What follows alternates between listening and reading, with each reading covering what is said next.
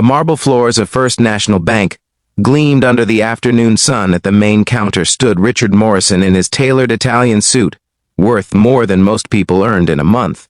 His Rolex caught the light as he drummed his fingers impatiently on the polished wood behind. In line waited a young boy, maybe 12 years old. His name was Tommy. His clothes were worn and dirty. His sneakers had holes in them. His face smudged with dust. He clutched a small envelope in his trembling hands. Richard turned and glanced back. He couldn't help but let out a small laugh. What was a street kid doing in a place like this? The other customers noticed too. A woman in pearls whispered to her husband. A businessman in a sharp suit shook his head. Sarah, the branch manager, watched from her office with concern on her face. The head teller, Marcus, tried to keep his expression neutral as he served Richard. Your account balance, sir, is now at $8,400,000 after today's transfer. Richard smiled with satisfaction. Thank you, Marcus. As he stepped aside, he noticed the boy moving forward to the counter. This he had to see. He lingered nearby, pretending to check his phone. Tommy approached the counter slowly. His voice was barely above a whisper. Excuse me, sir. I just want to check my balance. Marcus looked down at the small boy. His professional smile faded slightly. Son, do you have an account with us?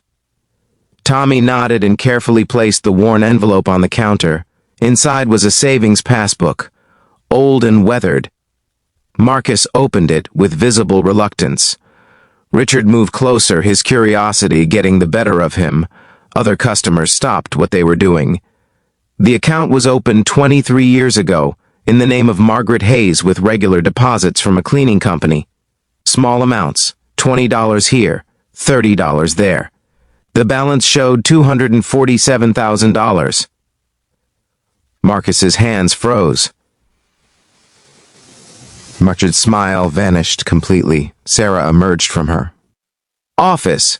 She took the passbook and read the last entry, a note in faded ink for my grandson Tommy, for his education when he is ready. Love always, Grandma Margaret. The lobby fell completely silent. Tommy spoke softly, his voice cracking. My grandma cleaned offices her whole life. She worked at night so she could take care of me during the day. After my parents left, she never bought anything for herself. She said every penny was for my future. Sarah knelt down to Tommy's eye, level, her own eyes glistening. Where is your grandmother now, sweetheart? Tommy looked at his worn shoes. She passed away 3 months ago. She made me promise to finish school. She said this money was for college, that education was the only thing no one could ever take from me. Richard felt something break inside his chest. He thought about his own grandmother, how she used to save coins in a jar for him before he became too important to visit her. Before she died alone in a nursing home. He remembered the last time he saw her. She had asked him to stay for tea. He said he had a meeting. There was no meeting. Sarah's voice was gentle and warm. Tommy, your grandmother was incredibly wise and she loved you very much. This money is yours. We will help you set up everything you need. Richard stepped forward, his voice different now, softer. Excuse me. Everyone turned to look at him. He cleared his throat.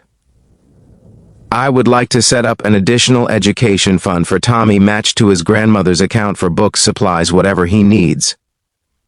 Tommy looked up at the tall man in the expensive suit, tears streaming down both their faces. Richard knelt down beside Sarah. I had a grandmother like yours. I forgot what she taught me. Thank you for reminding me what really matters. The bank lobby transformed in that moment. The woman in pearls opened her purse. The businessman pulled out his checkbook. By the end of the day, Tommy had enough for any college in the country, but more importantly, he had a community. Richard took Tommy for ice cream that afternoon. They talked about grandmothers, about second chances, about what it means to truly be rich. Sometimes the smallest person in the room carries the biggest fortune, not in their wallet, but in the love they were given, and the wisdom to honor it. If this story touched your heart, please hit that like button, share it with someone who needs to remember what really matters. Subscribe for more stories that remind us of our shared humanity, and comment below about someone who taught you the true meaning of wealth. because those lessons, those are the real treasures we carry forward.